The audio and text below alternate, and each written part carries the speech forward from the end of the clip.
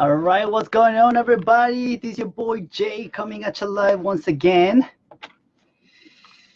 Continuing with the series on how to attract money by Dr. Joseph Murphy. Hey, Kath, always good to see you. And I will get right to it, and I will continue with part 3. And yesterday I left off with hello. I left off with affirmations in a method that you use to quietly and in a relaxed state, an accepting state, you affirm affirmations that actually are accepted without resistance. And I was touching upon the fact that resistance is actually comes from the way you have been programmed so far.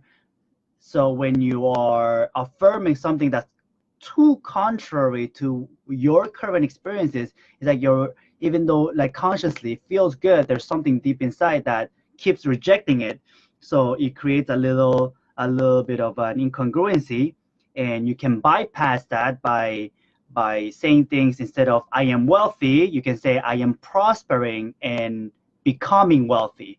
And those things are more easily accepted until your internal beliefs start to rise up, and at that point you can straightforwardly declare and affirm that you are wealthy, and those statements will be very powerful in getting you the success that you want, whatever that success looks like to you. So let me continue with today's. So he continues with, many men get wonderful results by dwelling on 3 abstract ideas such as health, wealth, and success. Hi, how you doing? Hola, Merisi. ¿Cómo están, Bosem? What's going on, dude? So he explains this health, wealth, and success in this way. And once again, he uses the word God. Because he's a man of God, you can replace it with whatever you believe in, because even if you believe in yourself, you believe in something, and that belief is what actually helps you in internalizing these affirmations for yourself.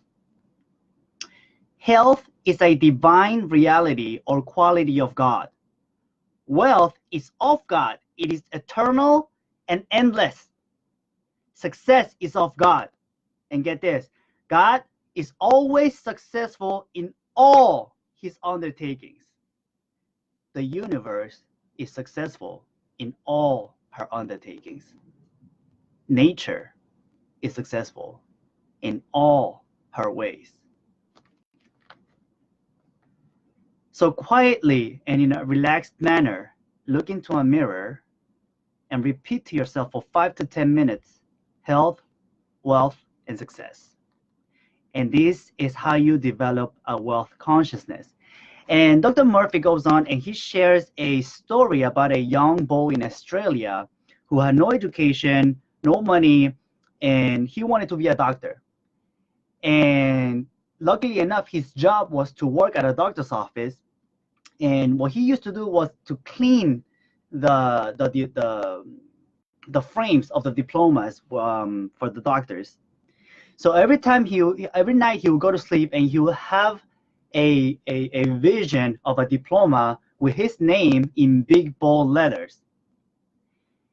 And some months passed, and as the months went on, one of the doctors that employed him took a liking to him and started to teach him very basic assistant skills.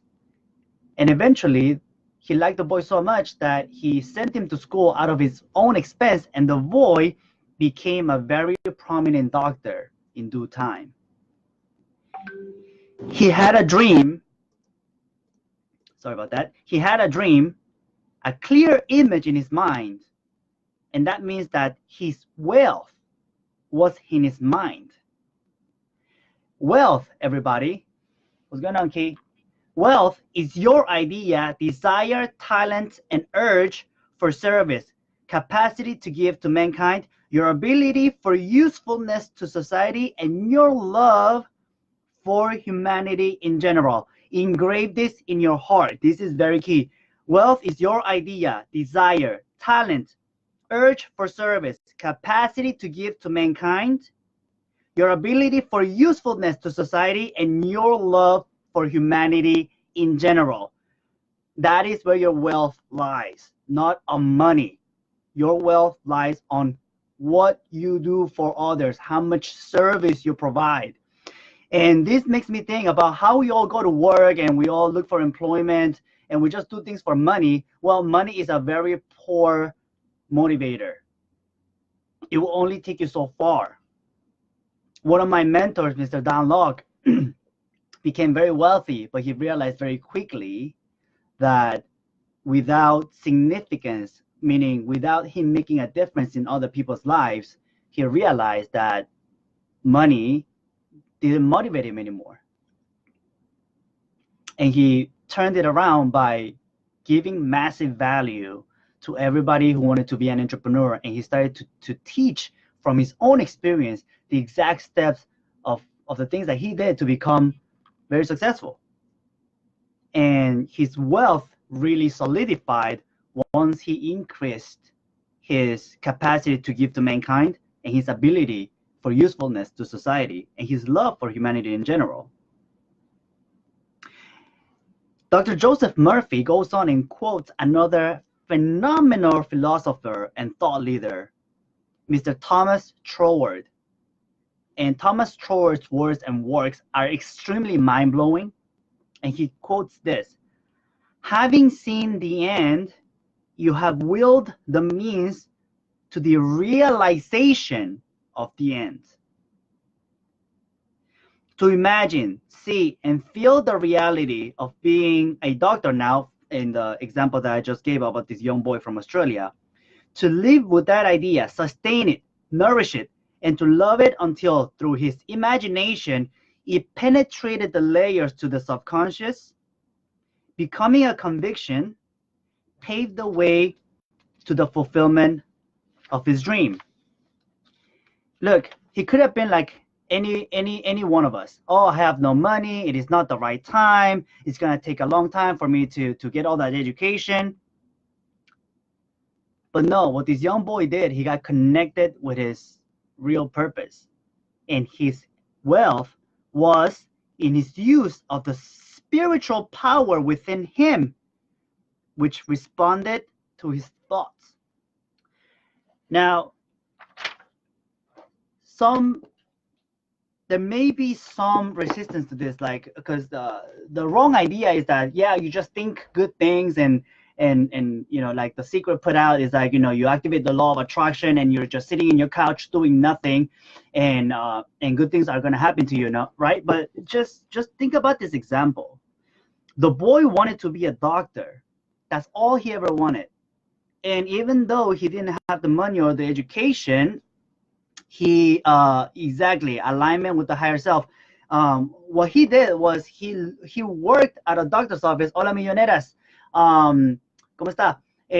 He worked at a doctor's office to be in that environment, and I'm sure that if any doctor liked him to employ him and give him more responsibility, it was because he was cleaning so well. He proved himself to be trustworthy, to be given more responsibility.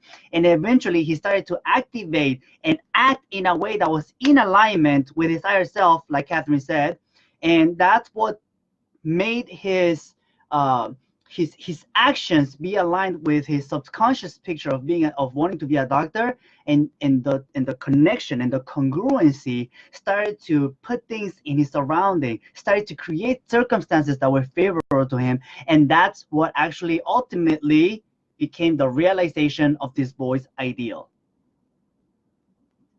How would you put this type of visualization and action into your life today to every step of the way create exactly what you want to create for your life? Think about that, apply it. Feel free to share in any of my social media, and I will look to share more with you tomorrow. With that, everybody, it was your boy Jay. Peace out, much love. Love you all for being here with me today, and I'll see you tomorrow. Good night, everybody.